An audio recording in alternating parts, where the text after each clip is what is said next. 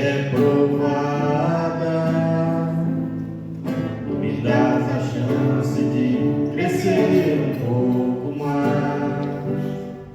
As montanhas e vales, desertos e mares que atravessam me levam pra perto de ti. Minhas provações não são maiores que o meu Deus e não vão me impedir de caminhar. Se diante de mim não se abrir o mar, Deus vai me fazer andar por sobre as águas, correndo em fé. Minha vida se revestirá do teu poder, correndo em fé. Ousadia vou mover o sobrenatural. Vou lutar e vencer, vou plantar e colher. A cada dia vou viver, rompendo em fé. Cada vez que a minha fé é provada, tu me dás a chance de crescer um pouco mais. As montanhas e vales, desertos e mares que atravessam me levam pra perto de ti. Minhas provações não são maiores que o meu Deus e não vão me impedir de caminhar. Se diante de mim não se abrir o mar, Deus vai me fazer andar por sobre as águas, voltando em fé. Minha vida se revestirá do teu poder, voltando em fé. Ousadia vou mover o sobrenatural. Vou lutar e vencer, vou plantar e colher. A cada dia vou viver, rompendo em fé, rompendo em fé.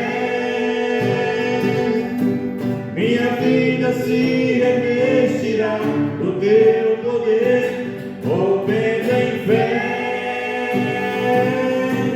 Ousadia vou mover o sobrenatural. Vou lutar e vencer, vou plantar e colher. A cada dia vou viver, rompendo em fé. A cada dia vou viver, rompendo em fé.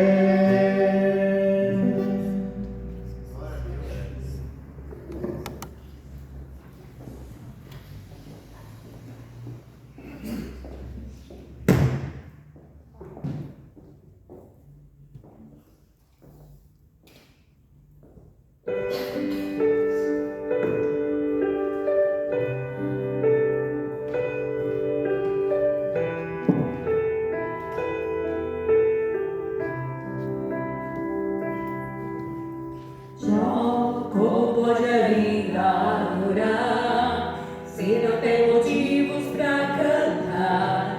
Abandona esse Deus e morre. Mas não adoro pelo que ele faz, nem menos por bens materiais. Eu adoro pelo que ele é, eu sou dele, tudo é dele. Você não tem motivos, perdeu seus bens, seus filhos, seus amigos. O que você vai fazer? Eu vou adorar, simplesmente adorar.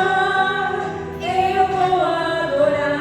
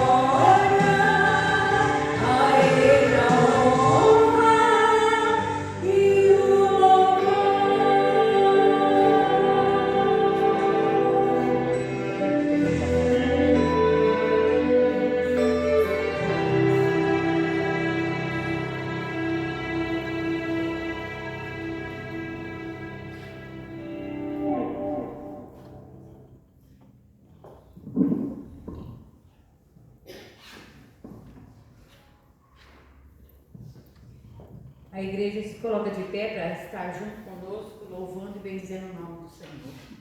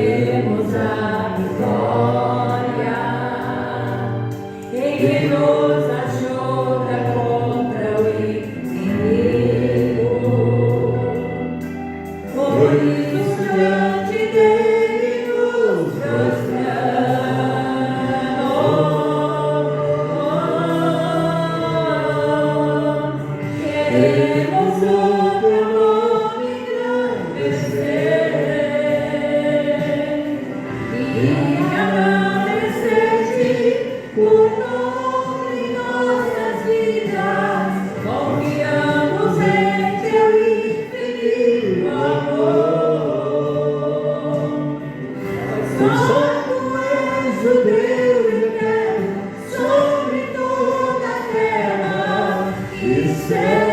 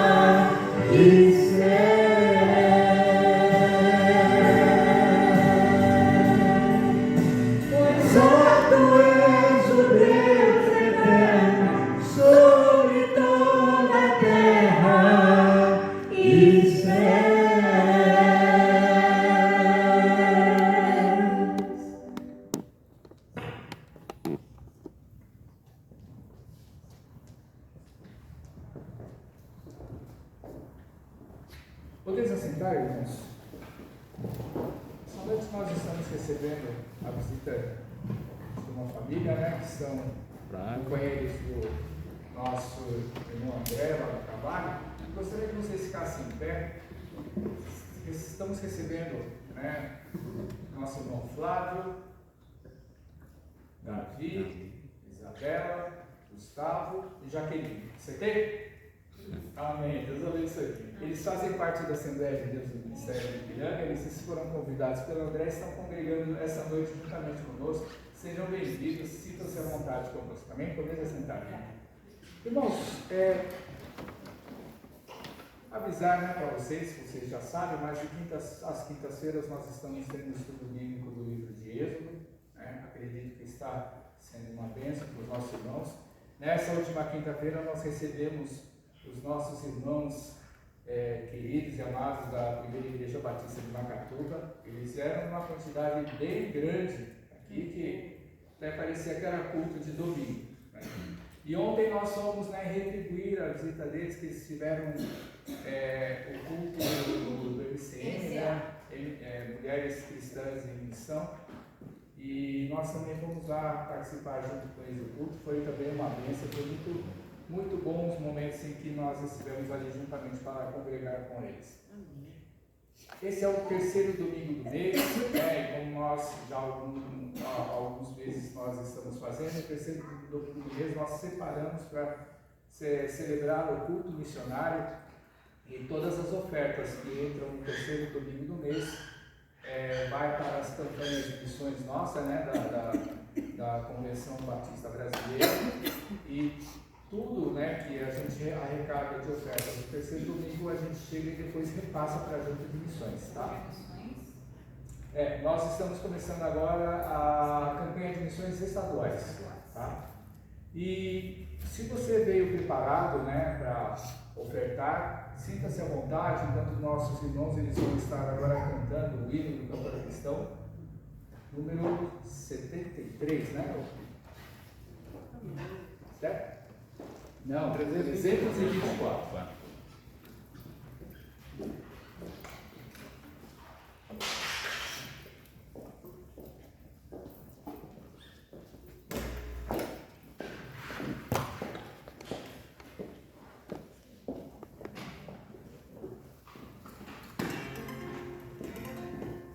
Peço que a igreja se coloque de pé, para junto nós estamos estar louvando ao nosso Deus.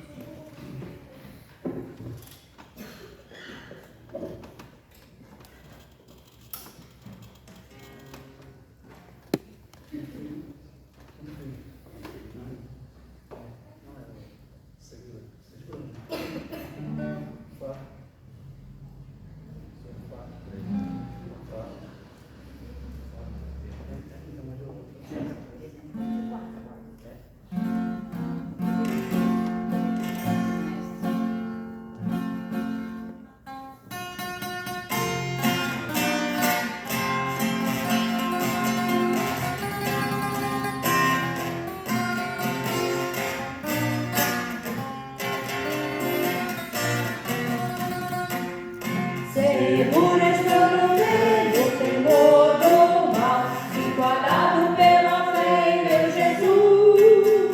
Não posso duvidar desse amor leal, que em seu caminho sempre me conduz. Não me deixará, mas me abrigará, do pecado vil me vem livrar. A sua graça não me encontrará. Jesus é quem me pode sustentar.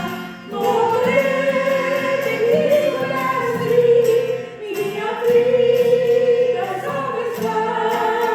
Do perigo que cercá-la, Ele poderá livrar. Seu poder eterno sempre a susterá.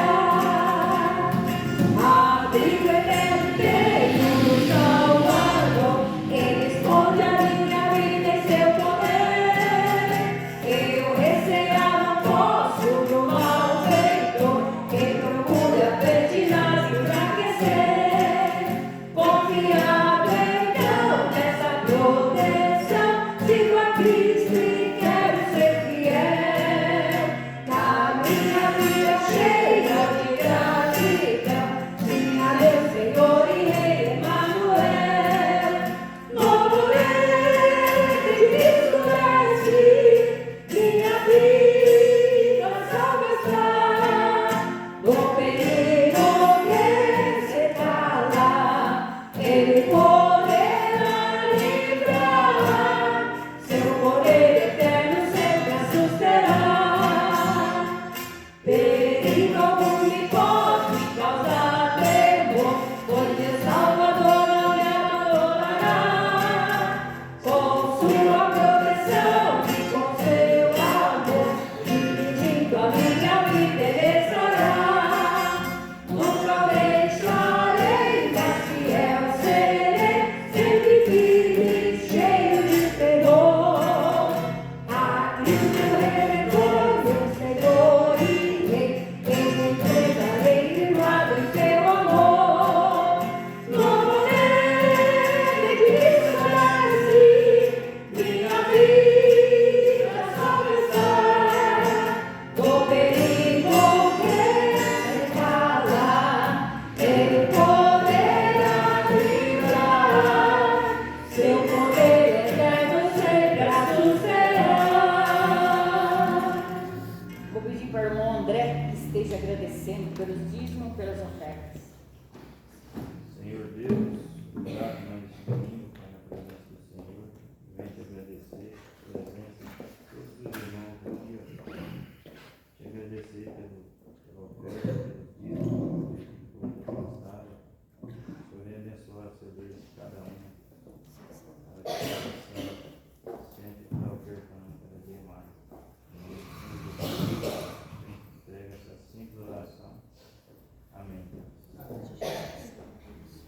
Podeis aceitar, irmãos.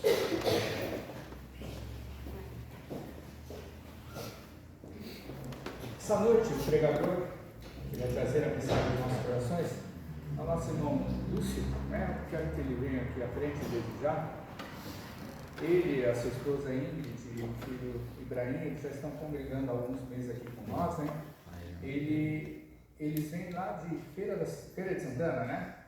Feira de Santana, lá da Bahia, e ele é missionário na igreja dele lá, né? A Igreja Batista Água, isso. Amém. Ele vai ser o portador da mensagem essa noite, tá? Fica à vontade. Graça e paz, Madrinha. Amém. Amém. Como eu sempre digo, é um prazer e uma honra estar aqui com vocês, principalmente hoje que estou ministrando a palavra no Instituto de Missões. Desde que eu me tornei um missionário, é a primeira vez que eu vou ministrar. E desde que eu cheguei em São Paulo também, é a primeira vez que eu vou ministrar. Então, é muito importante para mim. E os irmãos não sabem quanto é difícil estar aqui. Várias coisas tentaram não deixar eu estar aqui hoje. Mas a igreja, irmãos, é igual massa de pão. Quanto mais bate, mais cresce. A gente precisa dessa luta. Se os irmãos soubessem o quanto a gente cresce, quando a gente está se colocando na brecha, está no meio de problemas, está fazendo a obra acontecer, está dando resultado, nossa, irmãos, o mundo ele se paralisa diante dele, mas a igreja não. A igreja deveria amar os problemas, passar por cima de uma carreta, de tudo. Porque se a gente parar para pensar, ser cristão é comprar o problema dos outros, irmãos. A missão, hoje é um culto de missão, não é para o pastor e para o missionário apenas. Realmente, não podemos negar que o pastor e o missionário têm uma carga maior. Tem muitos pastores deixando tudo para a igreja e também muitas igrejas deixando tudo para os pastores. Não é assim. A missão é para todos. E ser missionário é comprar os problemas dos outros. As próprias pessoas já são os problemas, já não são os problemas, irmãos. A gente precisa se resolver e poder ajudar os outros a resolverem dos outros agora. O Espírito Santo está aqui em nós para isso. A palavra fala que aquele que está em nós é maior do que o que está no mundo. E nós precisamos dar resultado.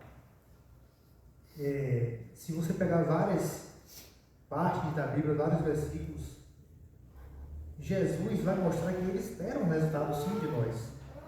Quando ele cura 10 leprosos em volta, a primeira coisa que ele fala é: cadê os outros 9? Só você que voltou? Então ele esperava que os 10 voltassem. Ele mostra que ele espera algo de nós. Até porque nós temos o Espírito Santo, daquele que nunca perdeu. Por que a gente vai perder com ele dentro de nós? Muitos dizem que quando nós chegarmos no céu, vamos perguntar para Moisés, Josué, todo esse pessoal, todas essas personalidades do Antigo Testamento, como foi andar com Deus, ver a Deus, das formas que ele se mostrou. E isso já é um ditado popular, já é com muitas igrejas que vão falar assim: cara, eu queria saber como é que o Espírito Santo dentro de você. E às vezes a gente não se recorda disso, não aproveita disso. A gente toma a forma do mundo, se paralisa diante do medo e das lutas. Quando nós que somos a igreja do Senhor, a gente tinha que passar igual uma carreira por cima de tudo e mostrar que a igreja vai fazer a diferença. É a diferença. O Espírito Santo está realmente no meio de nós, dentro de nós, e que Deus é conosco.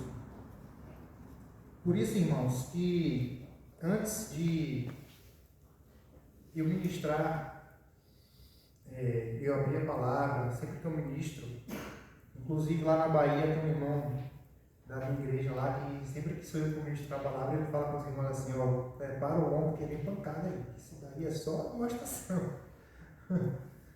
Mas ele fala brincando, mas ele tem um pouco de verdade, cada um tem o seu estilo, cada um é chamado para algo.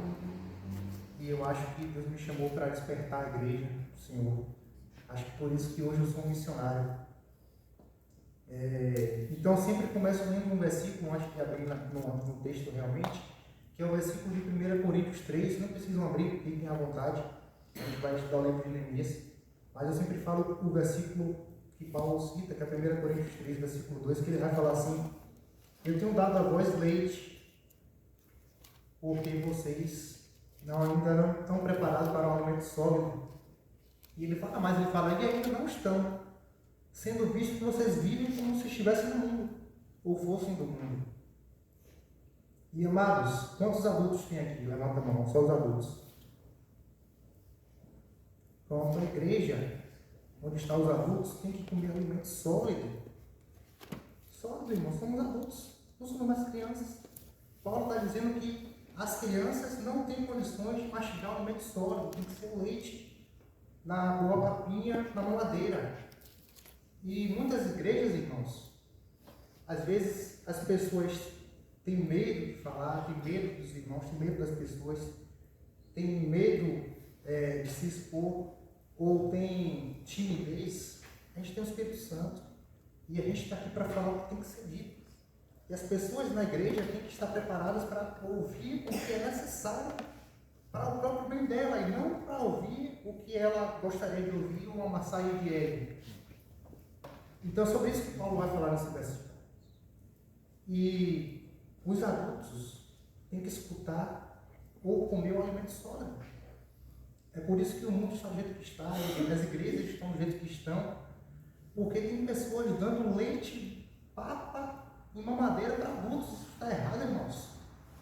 É por isso que as igrejas não crescem, a gente não faz a diferença, a gente não dá resultado, porque a gente adulto hoje está vendo leite de criança. Está errado, irmãos. Temos que nos posicionar como igreja e comer o alimento sólido e dar alimento sólido, para que o mundo faça a diferença. Por isso os casamentos estão se destruindo, as famílias estão se destruindo, as casas estão indo para cada um ao seu canto, vivendo a sua vida, e o lar está se destruindo, e o mundo está indo pelo jeito que está, porque as pessoas estão dando leite para a gente adulta. A diferença do homem para o menino, lá na Bahia a gente fala, calça de homem não veste menino. A diferença do homem para o menino é que o menino faz o que quer e o homem faz o que tem que fazer. Ponto final. Deus levanta homens, não levanta meninos. Sempre levantou homens que estavam fazendo algo já. E Deus me falou algo enquanto eu estudava e orava para ministrar a palavra hoje. Eu estava estudando e em oração pedindo a palavra que Ele queria que eu desse à igreja. E eu orava e a palavra não vinha, eu estudava e nada, a palavra não vinha, eu orava de novo, a palavra não vinha. Chegou um momento que Deus falou comigo, eu não vou dar a palavra. Pode ministrar o que você quiser.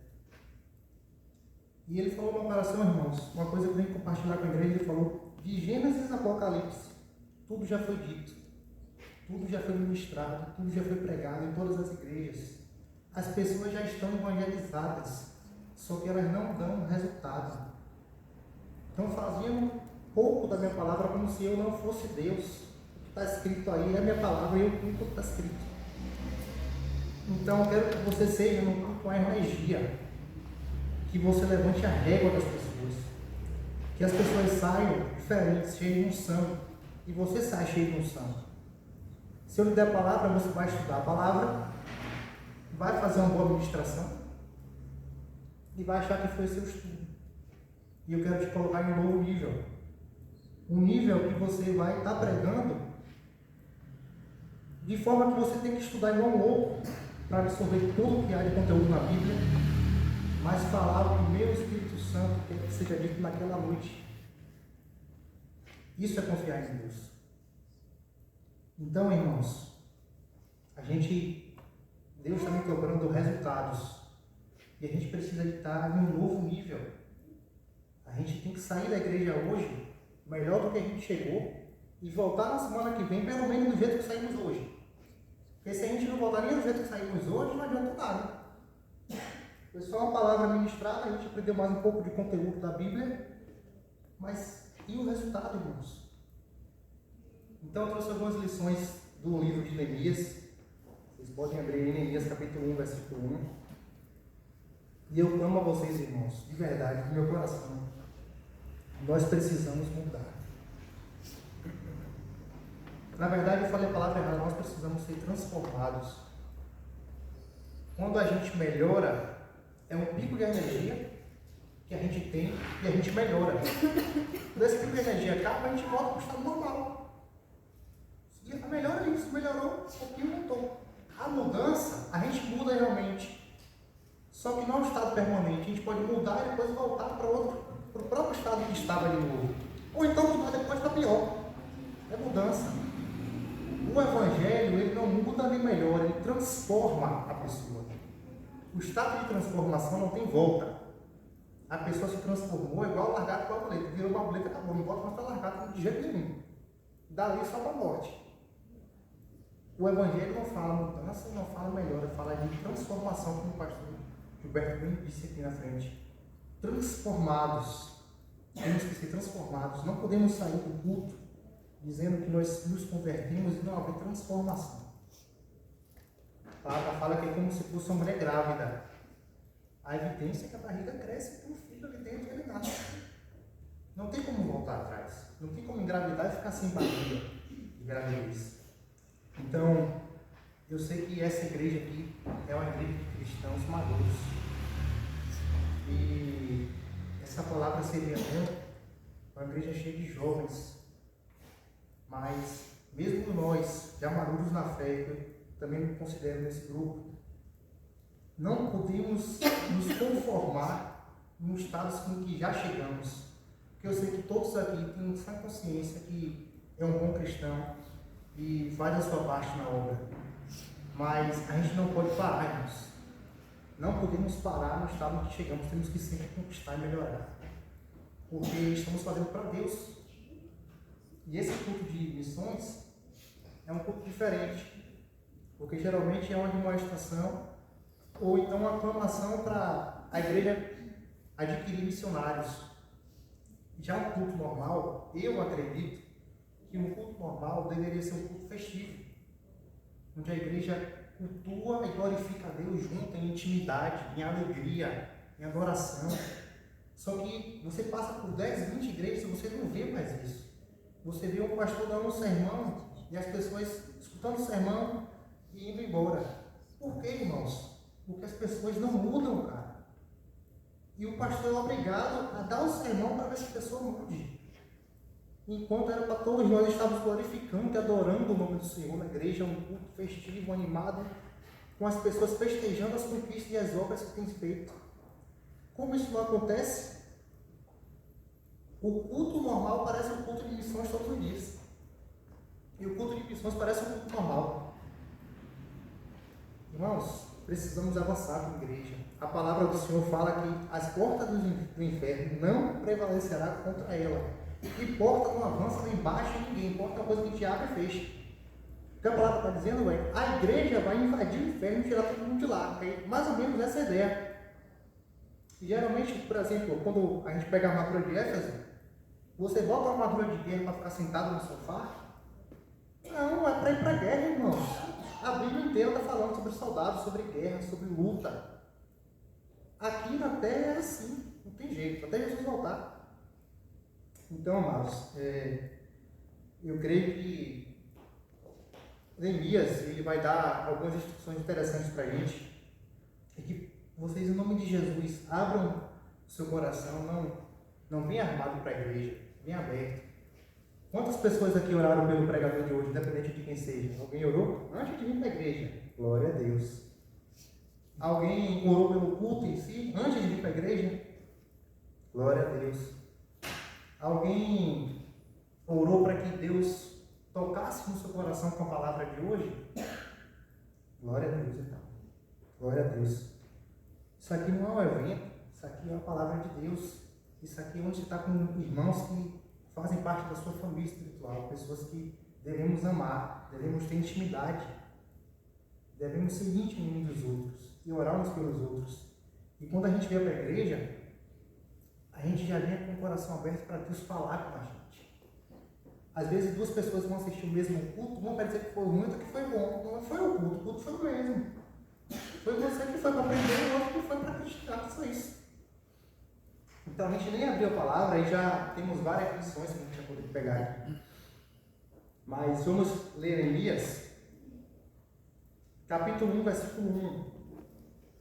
E a palavra de Deus diz assim: irmãos, vocês estão me acompanhando? Vocês estão entendendo o que eu estou falando? Glória a Deus. Diz assim: Palavra de Neemias, filho de Acalias, no mês de Quisleu, isto é, entre novembro e dezembro, no 20º ano do reinado de Artaxerxes. Quando me encontrava na capital do Império Persa, Susã, Hanani, um de meus irmãos, veio de Judá com mais alguns homens.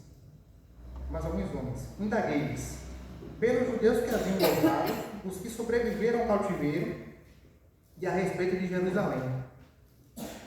Eles me informaram: aqueles que sobreviveram ao cativeiro e estão vivendo lá da província passam por grande tribulação, privação e humilhação. Os muros de Jerusalém foram derrubados e as portas da cidade queimadas. Irmãos, como o texto é grande, eu vou ler uma boa parte, já vamos lendo e tirando algumas lições. Do versículo 1 ao versículo 3, creio eu que a primeira lição que a gente tira é o interesse de Neemias. Neemias era um copeiro. Ele é a descendência do povo que saiu, que foi cativo da Babilônia. Ou seja, o pessoal, os judeus que foram cativos da Babilônia, teve a descendência deles, a Babilônia perdeu para a Pérsia, e agora Neemias, que é a descendência que estava lá na Babilônia, está na Pérsia. E ele está até bem, porque agora ele é o copeiro do rei. Copeiro, nessa época,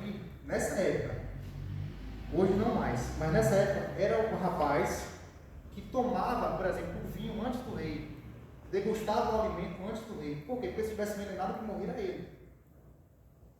Mas ele estaria em uma boa situação porque ele já estaria pelo menos convivendo com o rei, pessoas nobres, com palácios, tudo isso.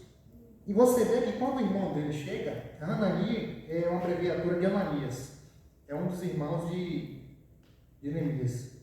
Ele vai até o irmão e pergunta como é que está o povo dele lá. Ele fala assim: um de meus irmãos veio de Judá com mais alguns homens. Indaguei-lhes pelos judeus que haviam voltado, os que sobreviveram, e a respeito de Jerusalém. Aí o irmão dele fala assim: aqueles que sobreviveram ao cativeiro e estão vivendo lá na província passam por grande tribulação, privação e humilhação. Os muros de Jerusalém foram derrubados e as portas das cidades queimadas. Os que vieram com ele nem fala. Ele fala só do pessoal que está lá, que está sofrendo muito, e fala da cidade que derrubaram os muros e queimaram os portões.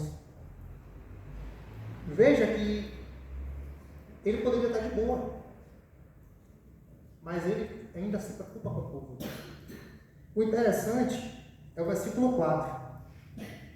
Ele fala assim: tendo ouvido esse relato, assentei-me e chorei amargamente. Lamentei por alguns dias e coloquei-me em jejum e oração diante do Deus dos céus. Aqui, irmãos, ele junta o interesse com a intenção correta. Porque interesse é uma coisa, interesse com a intenção correta é outra. Lá em Romanos 8:27, a palavra diz o seguinte: que Deus vê o que está dentro do coração e sabe qual é o pensamento do Espírito. Então, às vezes, a gente tem interesse em algo, mas com a intenção errada.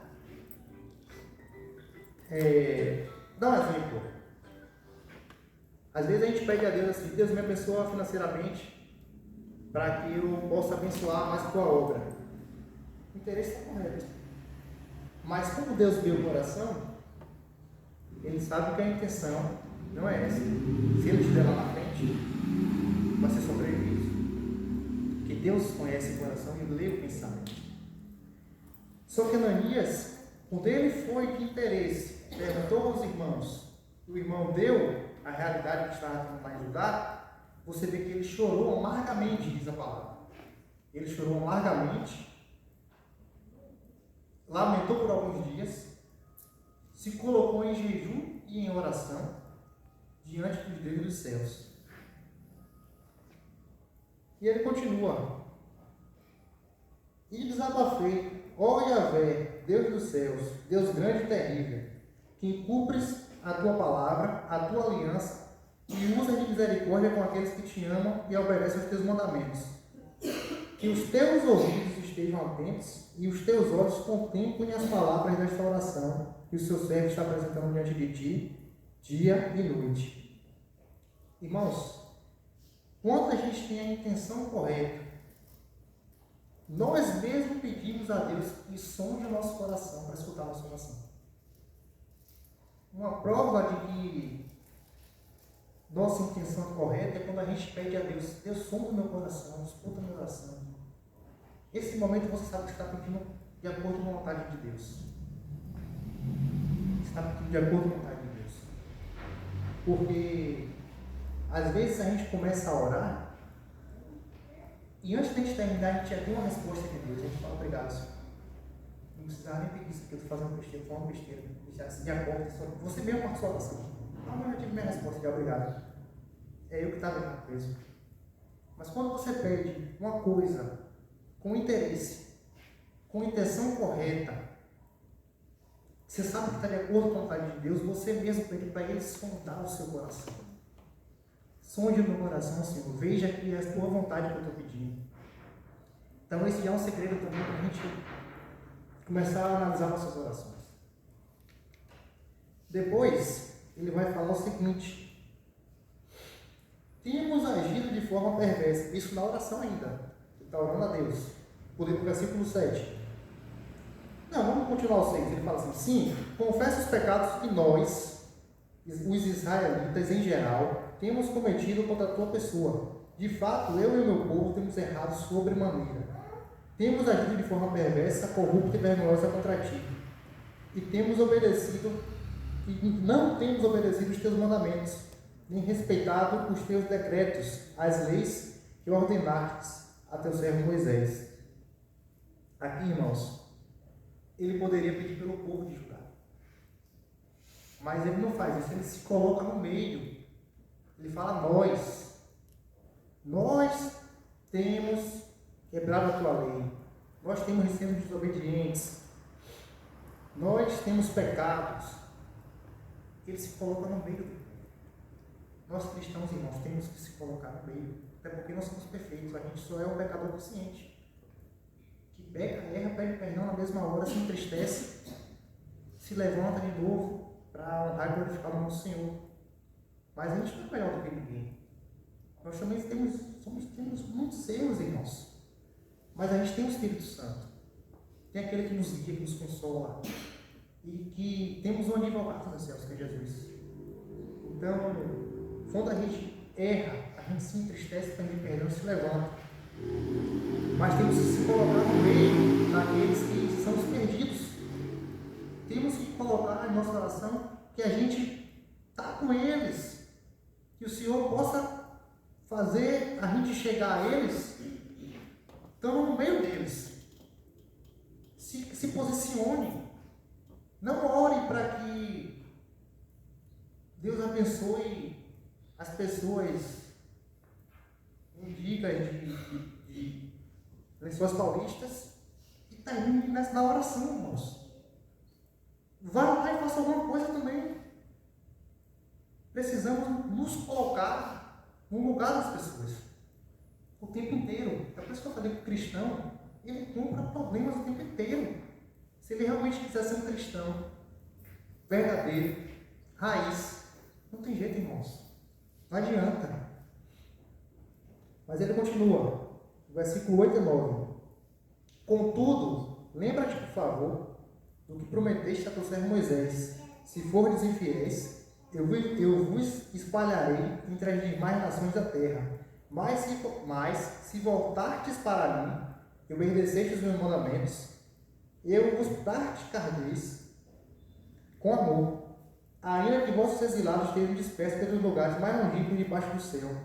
De lá os reunirei e os congregarei no lugar que escolhi para fazer habitar o meu nome. Irmãos, sempre que você tiver em dificuldade ou estiver em oração por algo, lembre-se das promessas de Deus. Isso vai lhe dar força. Lembre-se dos heróis da fé. Lembre-se do que Deus já fez na sua vida, daquilo que Ele diz, da palavra dEle. Lembre-se do que já é seu, já é prometido. Muitas vezes a gente fica com medo de uma mandinga, acredita naquilo ali e não acredita na palavra de Deus. Deus fala que já somos salvos, já somos curados, somos abençoados, somos vencedores. Por que a gente tem medo? Porque a gente não vai à frente? Porque a gente acredita na palavra de uma pessoa que às vezes nos abate, mas não acredita na palavra de Deus? Porque às vezes a gente se esquece do que Deus disse, das promessas que Ele tem para a nossa vida, do que Ele já fez, do que Ele prometeu fazer, do que Ele está fazendo o tempo inteiro. Não esqueça, irmãos, a gente tem que meditar na palavra o tempo inteiro, para quando a gente orar, a gente alegrar o coração de Deus com palavras que Ele colocou, pedindo as promessas que Ele nos fez, porque Ele não é homem para quem minta, nem filho para que se arrependa. Se Ele falou, Ele cumpre, está escrito na palavra dele. Precisamos estar com essa fé convicta o tempo inteiro, irmãos. Eu falo sempre para as pessoas que a igreja, ela é um intervalo do jogo, seja lá qualquer esporte que você imaginar. Vamos pegar o futebol. Futebol são 2 tempos de 45 minutos. Tem um intervalo de 10 a 15 minutos, 20 no máximo. A igreja é esse intervalo. A igreja não, perdão, o culto. A igreja não trata disso, o culto é esse intervalo. Nós vimos aqui só domingo, quinta. O verdadeiro jogo é a vida, irmãos. O verdadeiro jogo, no que se diz evangelho, no que se diz espírito espiritual, no que se diz cristianismo, é a vida 24/7. 24 horas por dia. 7 dias por semana. Aqui a gente vem, como um jogo de futebol, tem um intervalo, você bebe uma água, você escuta a palavra do técnico, para saber como voltar e vencer. É o culto.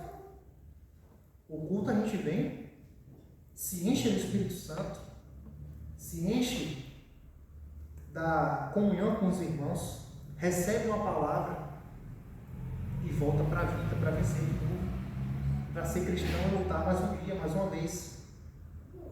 A gente não pode ser cristão no culto, tem que ser cristão na vida, o tempo inteiro. Então, a gente, para ser cristão na vida o tempo inteiro, a gente precisa lembrar das promessas. Precisa lembrar das promessas de Deus, porque senão a gente se abate. Mas vamos continuar. A gente já tirou, acho que, umas 5 lições aqui, hein? Se interessar por aquilo que você é um cristão, você precisa fazer. Ter a intenção correta desse interesse. Pedir para Deus contar o seu coração, para tirar tudo aquilo que não é dele e fazer aquilo que tem que ser feito. Se colocar no lugar do próximo, para a gente entender e saber o que tem que ser feito, a gente sentir a dor dele. Quinta lição que a gente falou agora é lembrar das promessas do Senhor. Lembrar das promessas do Senhor. A gente vai ter uma 6ª lição agora, que é que ninguém faz nada sozinho, irmãos. Ninguém faz nada sozinho. Ninguém. Ele continua e fala: ora, este precisamente são os teus servos e o teu povo amado, que resgataste com teu grande poder e com braço forte. Olha o versículo 11 agora. Ai, Yahvé, eu te rogo, deixa teu ouvido alcançar o clamor de teu humilde servo, atende a oração dos teus servos, cujo prazer está em amar com respeito ao teu nome.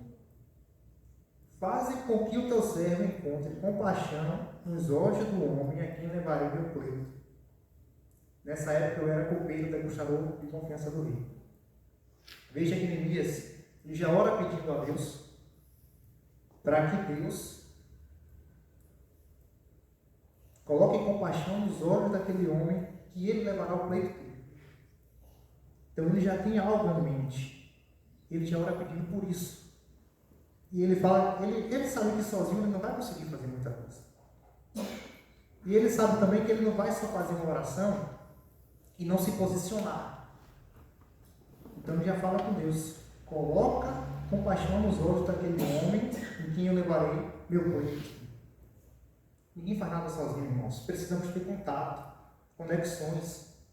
Principalmente nós cristãos temos que estar conectados com pessoas cristãs, com pessoas que podem nos ajudar, com pessoas que podemos ajudar, com pessoas que vão orar por nós, com pessoas que temos que orar. Nós somos a igreja, uma família de Deus. Precisamos ter esse contato. Não dá para ser cristão sozinho. Não existe isso. Deus não criou o ser humano para ser sozinho, irmãos. Tem pessoas que elas são cristãs, mas são meio antissociais e elas se convertem e precisam quebrar isso. Eu já ouvi pessoas dando testemunho que era antissocial, gostava de ficar só e tal, mas depois que se converteu, virou um verdadeiro cristão, não dá mais para ser assim, irmãos. Não dá. Como que você vai fazer a obra de Deus sendo antissocial? Não é possível, irmãos. Não tem compatibilidade. Então ele já ora pedindo para que Deus use outra pessoa. E ele continua, no versículo 1. No mês de Nisan, Abibe, isto é, entre março e abril. Vocês lembram que quando o irmão dele chegou lá, ele fala que era o mês de Quisleu, que é novembro e dezembro? Aqui ele vai começar o versículo falando, está entre março e abril. Aqui, amados, eu abro aspas, obrigado aí, viu, André? Aqui eu abro aspas para falar sobre oração um pouco. Porque às vezes a gente acha que nossas orações não são respondidas. Perceba que ele fez a oração em novembro. E aqui ele vai começar o capítulo falando que está em março. Eu tenho estudado a palavra e Deus tem comunicado no meu coração algumas coisas sobre a oração. Tem alguns passos interessantes que a gente aprende. É por isso que a palavra de Deus fala: o meu povo perece por falta de conhecimento.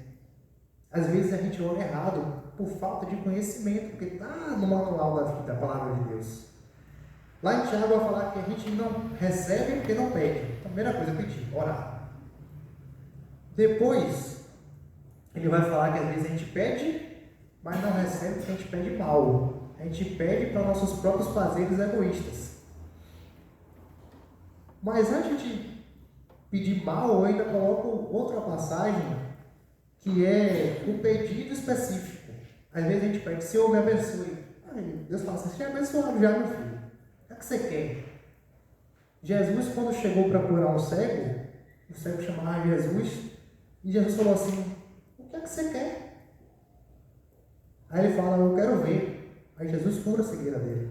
Aí poderia pedir outra coisa, né? O pastor Cláudio Duarte, para quem acompanha Cláudio Duarte, fala assim: se ele pedisse um cão guia, Jesus ia dar um cão guia. Mas é um pedido específico, irmãos. Ore específico, então. Peça, ou seja, ore. Peça o que você quer, seja específico, não tenha medo de conversar com Deus. E peça de acordo com a vontade dele. Não peça uma coisa para o seu próprio prazer egoísta, como a palavra fala, que ele vai te dar. É um prejuízo te dar isso. Você vai acabar se desviando. Peça algo que seja de acordo com a vontade de Deus, que é o melhor para a sua vida, inclusive. Só que às vezes a gente fala: tá bom, eu oro pedindo algo específico, e oro de acordo com a vontade de Deus, mas às vezes não chega. Aí é que está. É porque o tempo de Deus é melhor. Às vezes você ora pedindo, certo?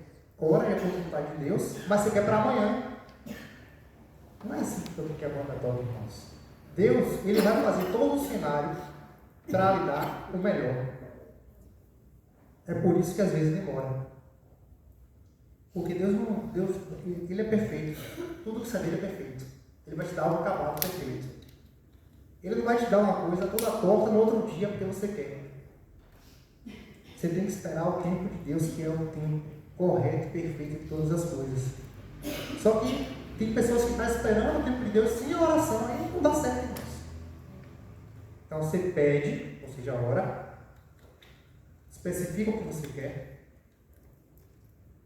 pede algo que seja de acordo com a vontade de Deus e espera o tempo correto de receber aquilo para não ser uma maldição, isso é uma bênção.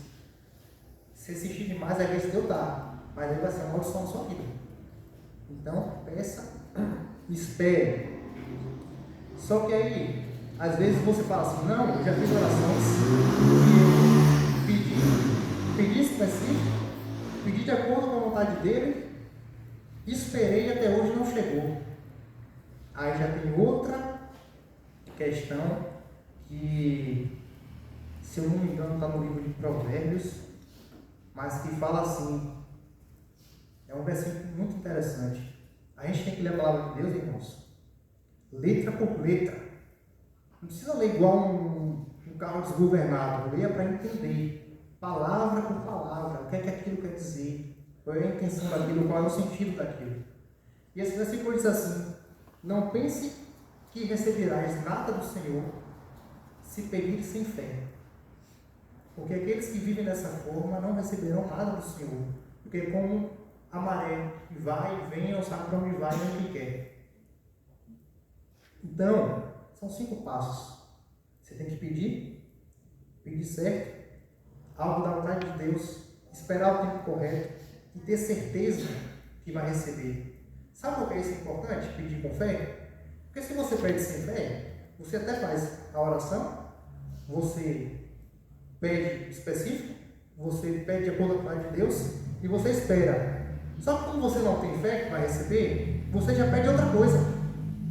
O tempo que Deus está fazendo aquilo para dar certo, você já pediu outra coisa, Deus está fazendo, não sei o que você quer mais. Eu estava querendo te dar o melhor.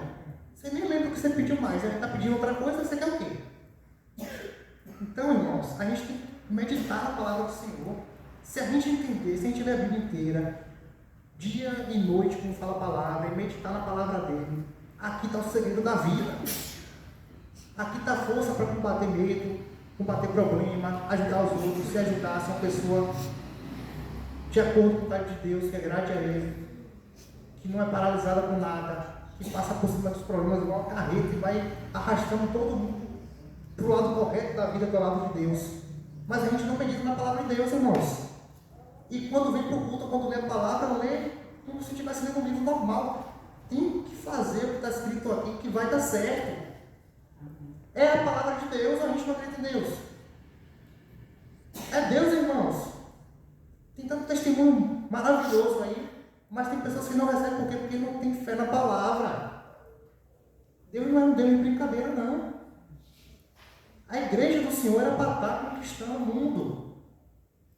Se tem muito cristão no mundo, tem menos gente no hospital, menos gente em presídio, menos acidentes na rua, menos gente usando droga, menos gente roubando. Mas porque as pessoas estão aí, o mundo está acabado, porque os cristãos estão vivendo como se Deus não existisse, como se a palavra fosse um livro normal, de história. Não é, irmãos? Quer se dar bem na vida? Tenha fé em Deus, acredite na palavra e faça a sua parte. Porque é um casamento, metade você, metade ele. Quer dizer, 1% você, 99% ele, mas o seu 1% você tem que fazer. Porque senão você não quer, de verdade. A sua parte você faz. E as coisas estão assim porque, como eu disse antes, as pessoas estão dando leite e mamadeira para a gente adulta. E as pessoas não crescem. Por isso que o mundo está cheio de gente depressiva, ansiosa, porque não consegue combater a palavra de Deus. Diz, ó, no mundo tereis aflições, tem bom ânimo pelo esse mundo. Mas as pessoas estão sendo criadas erradas. Tem gente dando medalha para a criança que chegou em 25º lugar. Irmãos, está errado isso. Você chega para a criança e fala, participar é importante. Você chegou em 25º, parabéns, vamos melhorar para chegar em 3º, 2º, 1º. A gente está criando gente fraca, gente que está vindo aí para a vida. Isso reflete em nós, irmãos. A igreja era para ser diferencial, era para ser aquilo que as pessoas vão almejar e se inspirar. Só que elas não estão vendo os cristãos para se converter. É 1 ou 2 que faz a diferença. Está errado, irmãos. Não estou falando que a gente tem que competir com ninguém, não é nada disso. Eu estou falando que a gente tem que ser igual o versículo de Mateus fala.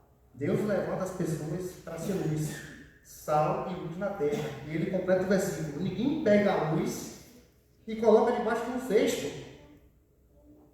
Ele pega a luz e coloca em um lugar alto para resplandecer a todos da casa. Ele compara com uma cidade em cima de um monte. Se está na palavra, está na palavra. Não temos medo, então não temos que ter medo de falar.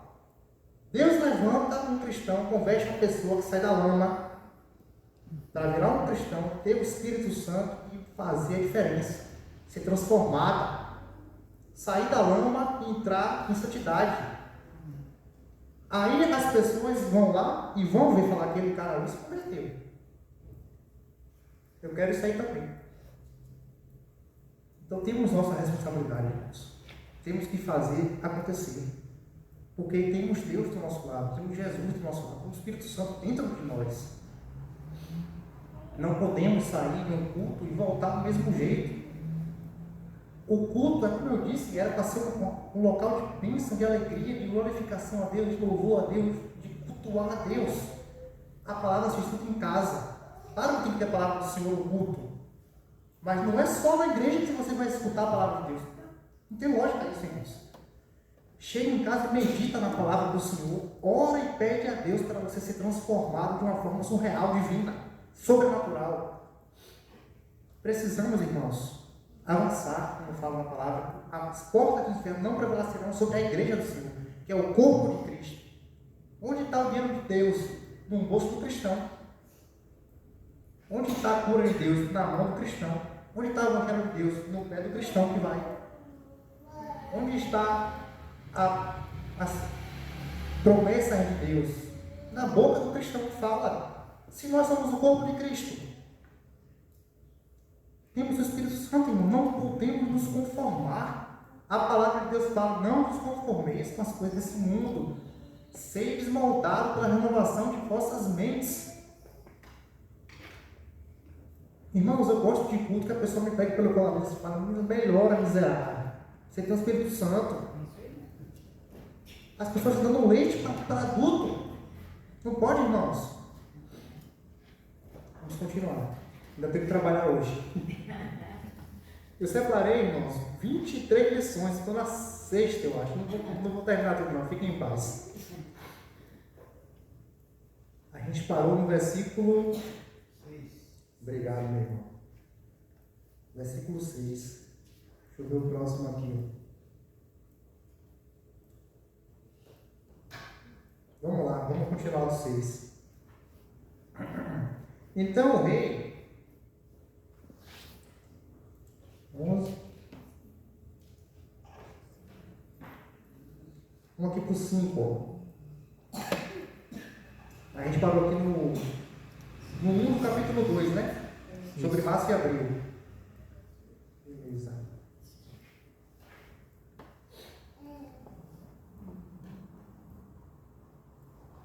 Vamos continuar. Versículo 2. Por esse motivo me indagou. Não, versículo 1 ainda. Março e abril, do 20º ano do rei Artaxerxes. Na hora de servir o vinho, levei-o ao rei.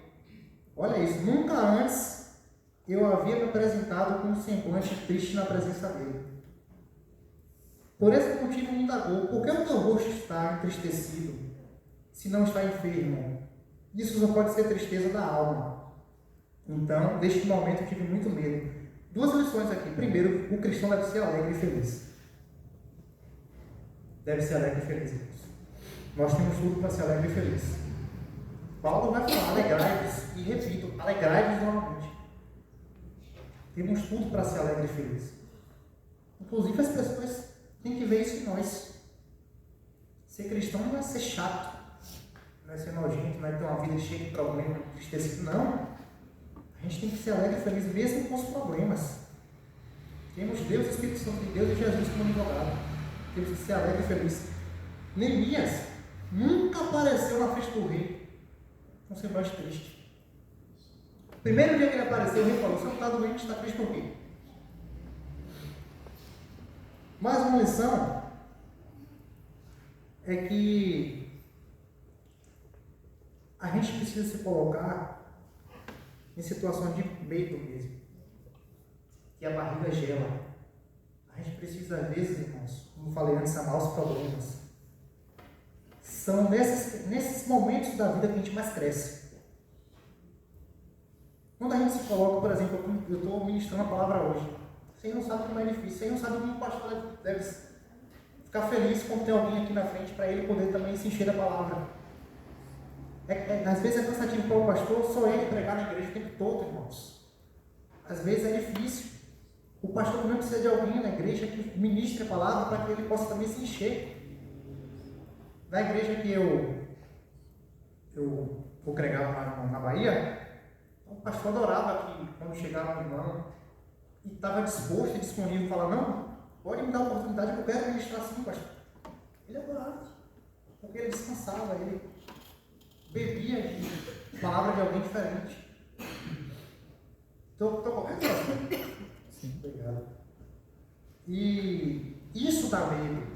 A pessoa que é tímida, a pessoa que não é muito de oratória, mas a gente precisa se colocar nessas situações justamente para a gente superar nossos medos, nossos problemas. A gente precisa se colocar na brecha das coisas. Enquanto a gente não se colocar na brecha, nada vai mudar. Vai continuar a mesma coisa, tudo igual. Se a gente não se movimentar, todo mundo se movimenta. Só um ser humano que a maior criação de Deus às vezes deve estar parado. Não existe isso. Temos que se colocar na brecha, somos cristãos. A gente tem que se posicionar religiosamente, politicamente. Não importa a posição que você tem, justicialmente. Se você tiver alguma injustiça, se posicione, você é cristão. Não tenha medo do mundo nem das pessoas. Se posicione. Faça o que tem que ser feito. Você tem Deus. Se você está fazendo a vontade de Deus, fique em paz. E nesse momento ele falou que teve medo. Mas você vê que ele não para. Ele falou, justifiquei meu rei, que o rei viva para sempre. Como o meu rosto não estaria triste, se a cidade em que está o sepulcro dos meus pais está completamente destruída e suas portas consumidas pelo fogo. Você vê que ele teve medo, mas ele falou o que ele queria. Ele fala, então o rei me perguntou o que está desejando me pedir. E neste instante, fiz uma rápida oração do Deus do céu. Mais uma lição. Esteja em espírito de oração o tempo todo. Às vezes a gente tem que fazer uma oração rápida. Se você não está com intimidade com Deus, você não faz.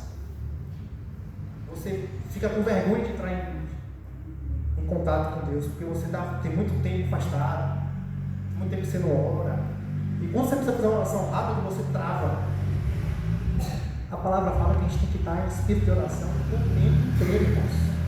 O tempo inteiro em espírito de oração. E ele fez essa rápida oração.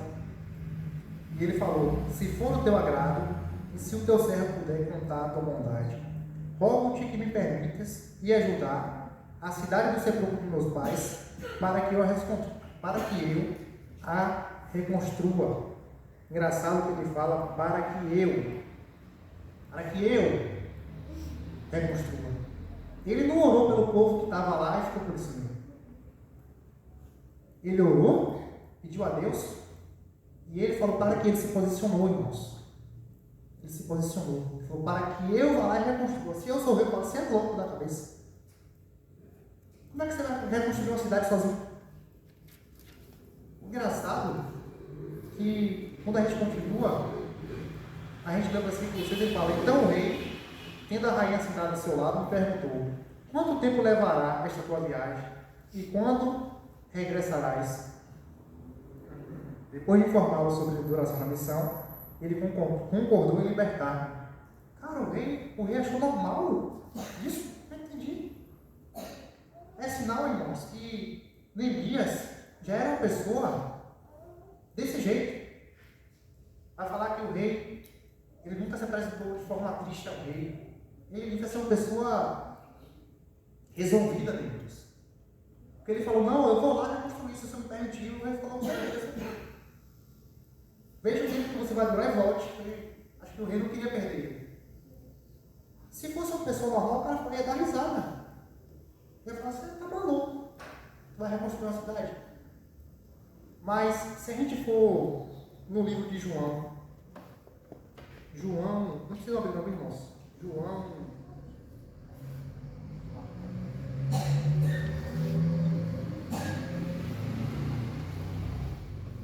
A gente for no livro de João, a gente vai ver uma coisa interessantíssima.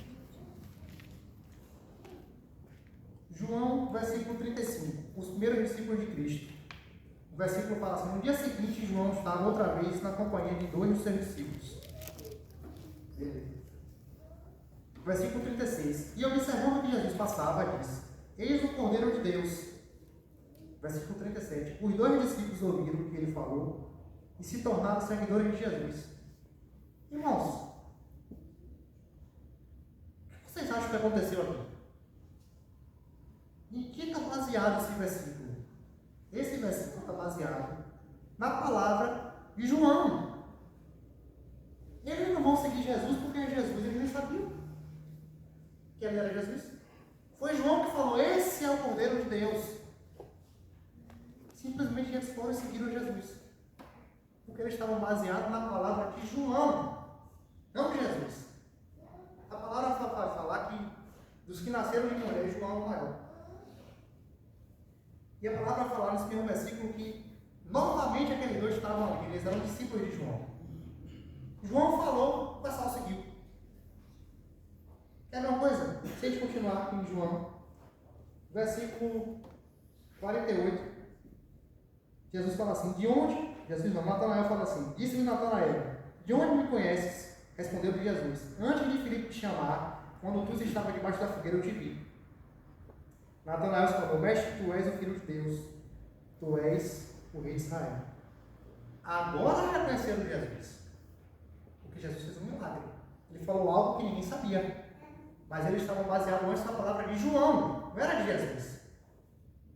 Quer ver mais? Versículo 22 do capítulo 2 desse mesmo livro.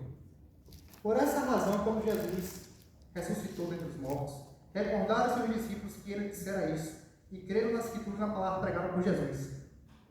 Agora aqui não estão nem acreditando mais em Jesus, estão acreditando na palavra que Jesus disse. Então são 3 fases. É a pessoa que devemos nos tornar. João falou, o pessoal acreditou em Jesus. Então eles estavam acreditando na palavra de João, não em Jesus.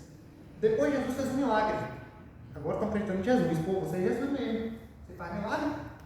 Acredita em você. Depois que Jesus morre e ressuscita, agora não acreditam nem mais em Jesus, acreditam na palavra de Jesus. Não é que eles estão acreditando em André. Pô, eu acredito em André. O irmão que eu aprendi a amar, considero. Só que se André me mandar me jogar na fogueira, eu não vou jogar não. Mas Jesus não. João Batista também não. O que eles falarem, as pessoas já acreditam na palavra dele. O que eles falarem está dito, está certo. Eles agora acreditam na palavra de Jesus. O que Jesus falar é lei. Ponto final. Então, João Jesus nos ensina a sermos pessoas que a nossa palavra tem valor. Que quando a gente fala alguma coisa que parece loucura para mim, as pessoas que nos conhecem de verdade falam: não, está falando sério, pô. Ele é assim. Ele é transparente. Ele não está brincando. Então, amados, quando eu estudei sobre isso em João, eu fiquei impressionado. Às vezes a gente tira algumas lições da Bíblia que são interessantíssimas e que malmente são faladas. Tem coisas que Deus reserva para o seu coração. Por isso que eu estou ministrando aqui hoje, eu posso ler o texto que o pastor Gilberto lê no outro dia. Vai ter outras lições diferentes. A palavra de Deus é viva e ele fala com as pessoas do jeito que ele quer, como ele quer, quando ele quer. E nós somos uma chave para destravar outras pessoas. Tem pessoas que só eu vou alcançar. Só que se o meu pastor que converteu não me alcançar, só vou alcançar essas outras pessoas aí. E essas outras pessoas que eu alcançar vão alcançar outras que eu não iria alcançar. Então a missão, quando você faz, você salva um e salva outros. Nós somos importantes, irmãos. Somos cristãos.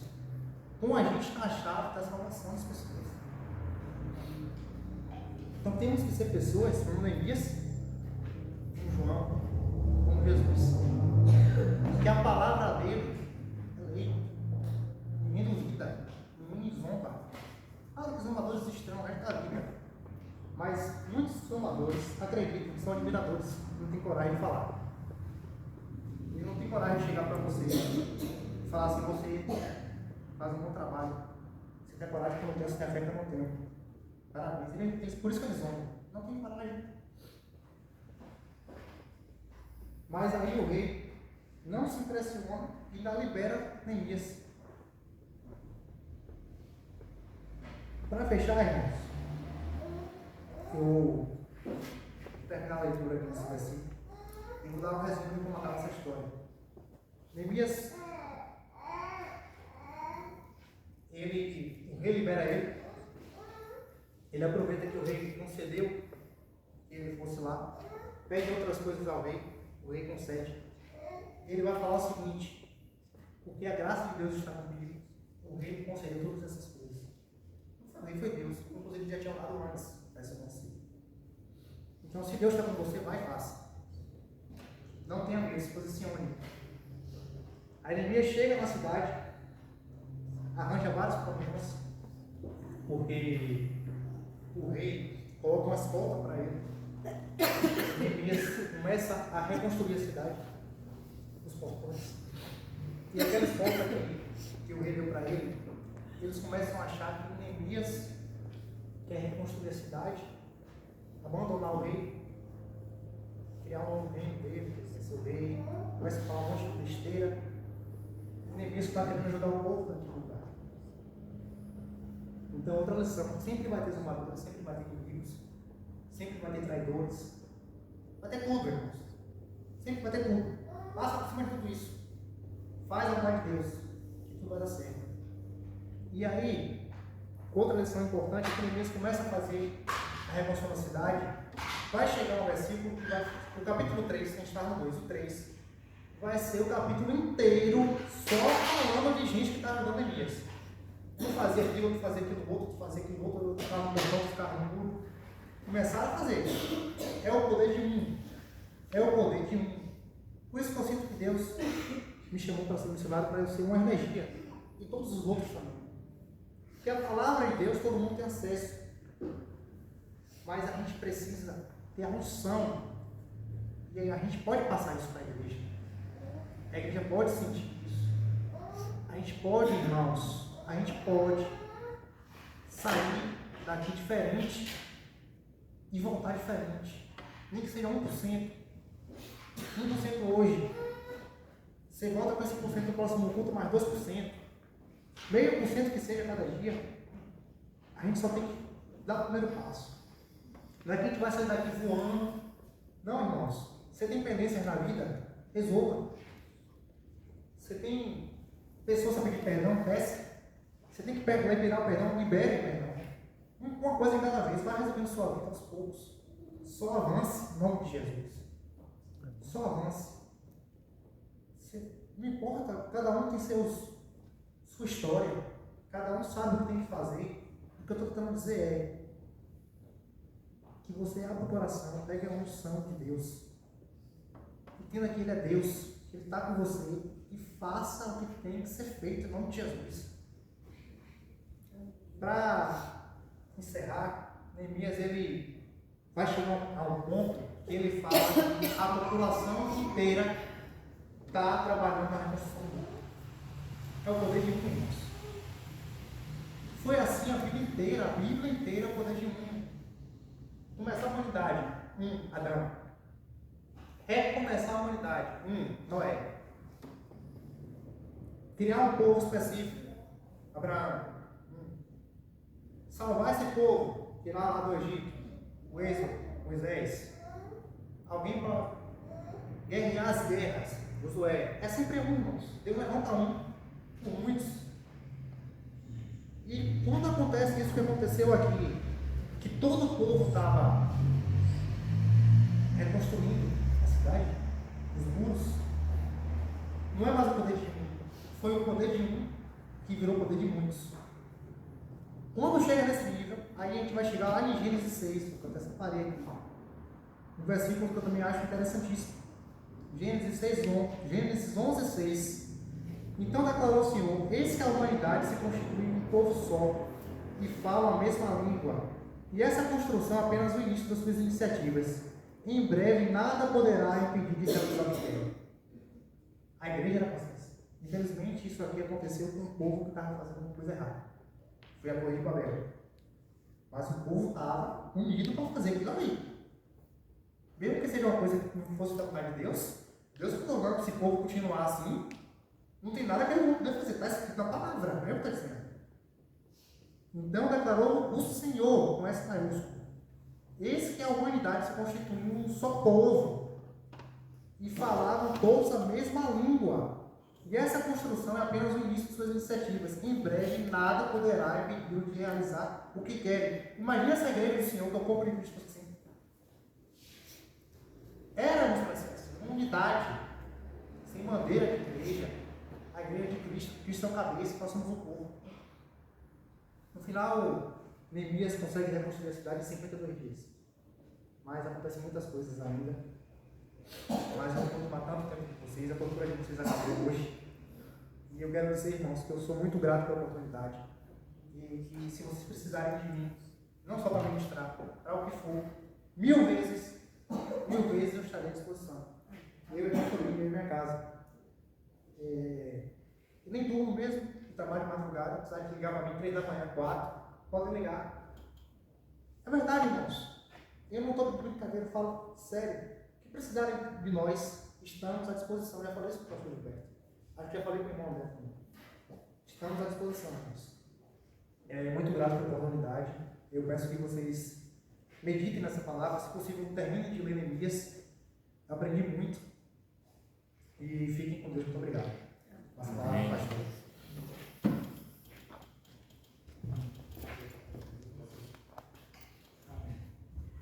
Vamos cantar agora o hino de número 73 de Cantor Cristão. Os irmãos que são de louvor, vão se preparando aqui. Tenho certeza que Deus falou grandemente em seu coração. Guarde essa palavra mesmo. Deus tem, quer, precisa cada vez mais transformar as nossas vidas em nome de Jesus.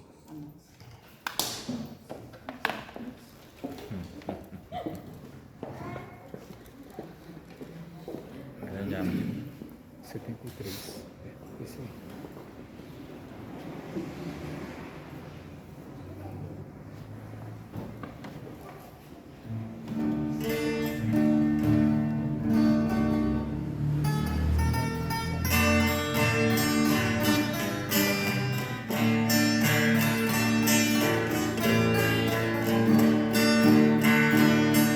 Achei um grande amigo, Jesus o Salvador, que com amor me guarda cada dia.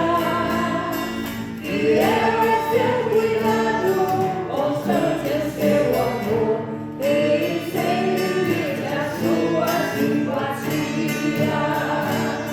E ainda o mais notável é que quando ele morreu, e em Deus pecados todos expiou. Assim me regozijo nas bênçãos que me deu, sim, sei que Jesus Cristo me salvou. Jesus é meu amigo, meu guia, meu Senhor, meu protetor, sem outra vez igual. Por mim sofreu a morte, por mim um pecador, e agora vivo a me doar. Por esse grande amigo, deseja que viver com ele tem constante comunhão. Servir-o fielmente e assim me dá prazer, ficando sempre a ele em proteção. Os seus caminhos santos espero aqui seguir, e em seu amor a todos demonstrar. Porque ele do pecado me veio redimir, e por amor morreu em meu lugar. Jesus é meu amigo, meu guia, meu Senhor, meu protetor, sem outra vez igual. Por mim sofreu a